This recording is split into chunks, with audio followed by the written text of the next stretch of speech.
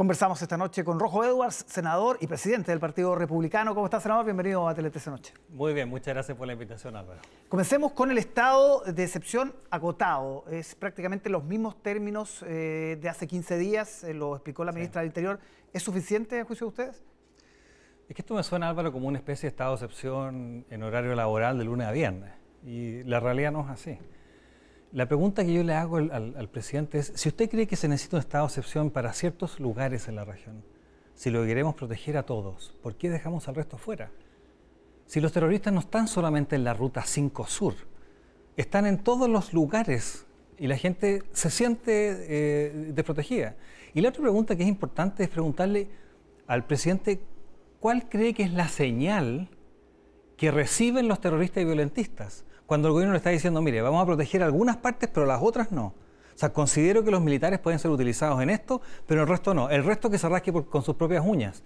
¿Cuál es la señal que reciben? ¿Cuál es la señal que reciben las víctimas que viven a 1 kilómetro de un terreno, perdón, de un camino secundario? A nosotros no nos parece. Si quiere el apoyo nuestro, al menos el presidente, tiene que ser estado de excepción con todas las herramientas y el poder que le otorga, en este caso, la Constitución.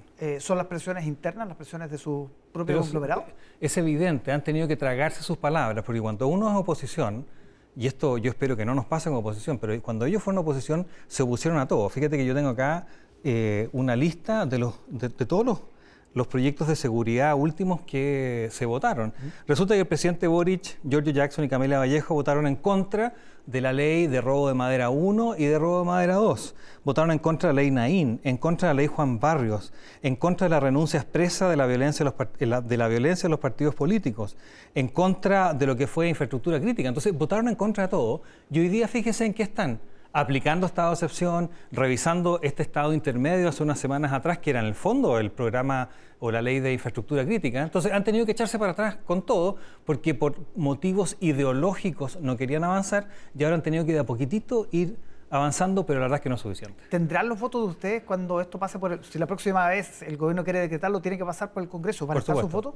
Mire, lo vamos a evaluar, porque evidentemente esto es mejor que nada. Incluso las cifras así lo dicen. Con este estado de excepción acotado se redujo las usurpaciones, por ejemplo, en un 28%, pero cuando había un estado de excepción de verdad se redujo en un 40%. Entonces uno dice, pero ¿por qué no ir al 40%? Pero efectivamente ahí hay una tensión entre mandar la señal de protegerlos a todos, pero también hacer lo que se pueda en base a la realidad política que hoy día tenemos, que está dada por el presidente que tenemos. Hablemos del video de la campaña del gobierno, hagamos historia.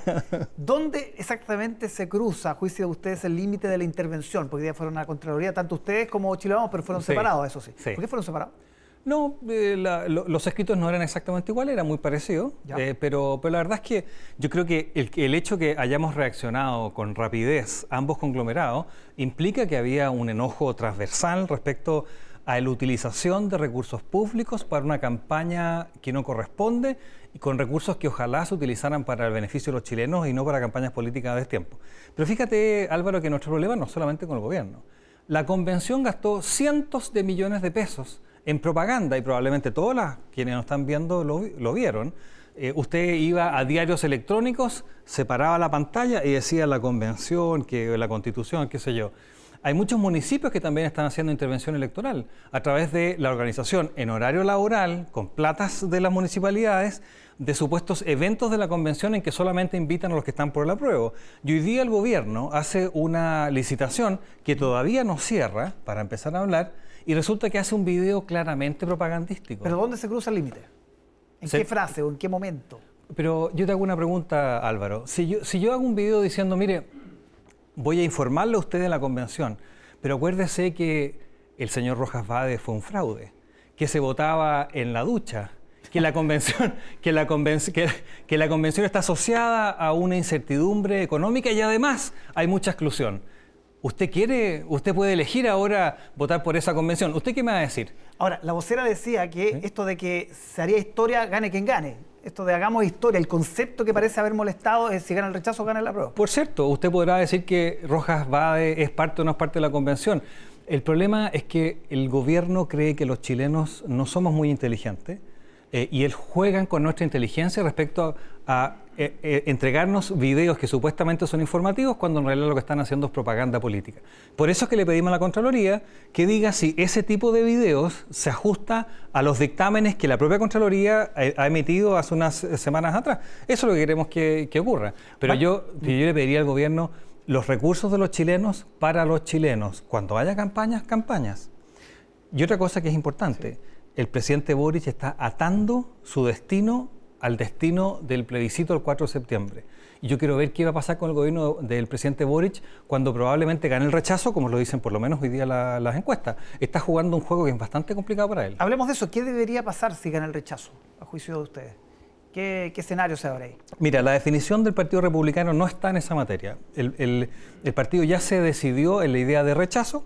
Fuimos el primer partido, estuvimos en el rechazo siempre. Siempre la tesis del Partido Republicano fue que las urgencias sociales tenían que atenderse y esas urgencias sociales se mejoraban con mejores políticas públicas, con mejores acciones, con acciones ejecutivas, etcétera, y no necesariamente a través de cambios constitucionales. Pero obviamente que estamos abiertos a los cambios constitucionales en la medida que se vayan necesitando.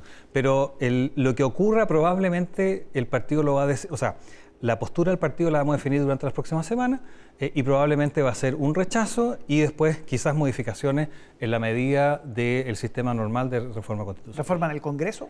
Sí. ¿Por ejemplo? Ya. No, es que ¿sabes lo que pasa? Que nosotros estamos en otro eje, Álvaro. La gente salió el 18 de octubre y en particular el 25 de octubre por salud, por educación, por pensiones. Esas son las respuestas que queremos darles a las urgencias sociales. Lo que hemos visto de esta convención es que es un gran gastadero de nuevos puestos para políticos, una gran burocracia, pero no se hace cargo de las urgencias sociales. Y eso es lo que está haciendo, a mi juicio, que la credibilidad de la convención se haya desplomado desde febrero hasta la fecha. Sobre el rechazo, ¿van a mantenerse como partido una suerte de segundo plano? Sí.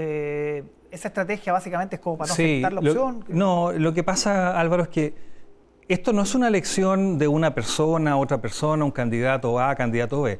Esto es una elección de distintas afectaciones que le están haciendo los constituyentes que no le conviene a la gran mayoría de los chilenos. Y por lo tanto nos parece que es mucho más lógico y más creíble que sean las mismas personas afectadas a través de las organizaciones sociales que ya existen en la sociedad civil las que presenten sus casos.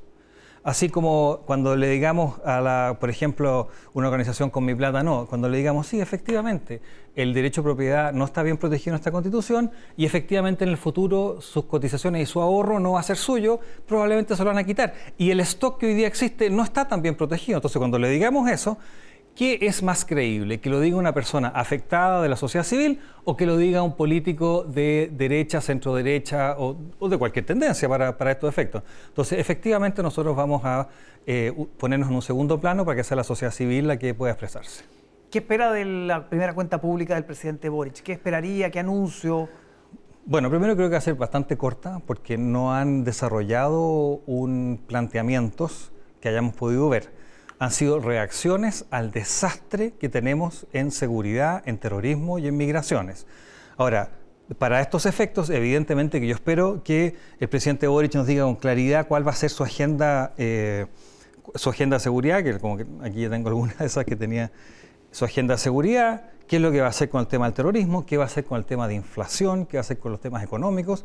Lo que le está pasando a los chilenos es que cada vez vemos más reducido la capacidad de comprar, de poder satisfacer nuestras necesidades. ¿Qué vamos a hacer con eso? ¿Qué va a pasar con el empleo? ¿Qué va a pasar con el tema de migraciones? Ahí tiene varios ejes en los cuales a mi gusto tendría que enfocarse. Pero te digo algo, Álvaro, este no es un gobierno que tenía un plan para efectos de implementar en los 100 primeros días de gobierno. El gobierno, al parecer, no está haciendo nada. Hay un desgobierno, quizás esperando el 4 de septiembre, pero no es mucho lo que hoy día puede presentar. ¿A qué fue a Ucrania?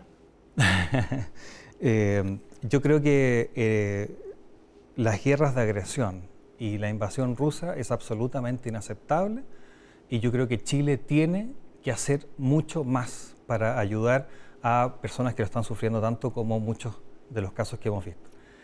Y espero que el Senado de Chile invite al presidente Zelensky para que nos cuente, así como lo ha hecho en otros países de Europa, lo haga para el pueblo chileno y nos cuente la situación que están viviendo a través del Senado chileno. Yo espero que los senadores, especialmente los senadores de gobierno, acepten y nos permitan invitar al presidente Zelensky. ¿Ustedes hicieron gestiones en ese sentido?